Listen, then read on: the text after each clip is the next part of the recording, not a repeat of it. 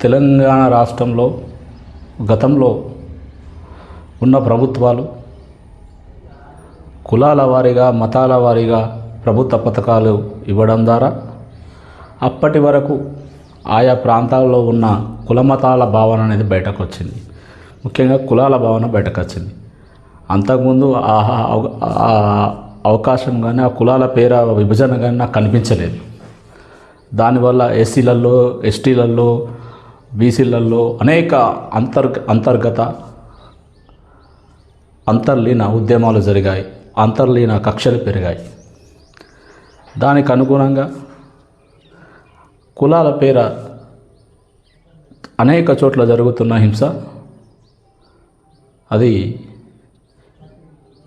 దారుణంగా ఉంది. మేర గ్రామంలో పసిపాపపై దాడి కానీ ఇలా అణువణువున అవాంఛనీయ సంఘటనలు జరుగుతున్నాయి. ముఖ్యంగా కులం పేర మాట్లాడే ప్రతి ఒక్కడు గుర్తుపెట్టుకోవాలి. కులం నాది గొప్పదని మాట్లాడే ప్రతి ఒక్కడు గుర్తుపెట్టుకోవాలి.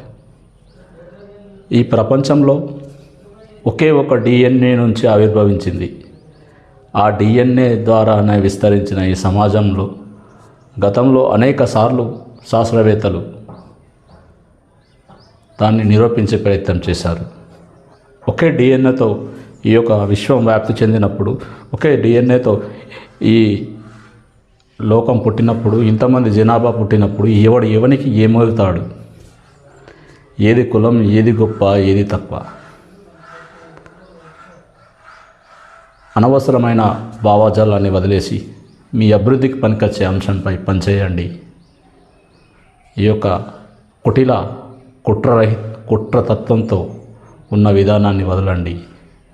ఈ కుల అహంకార విధానాన్ని మర్చిపోండి. Thank you.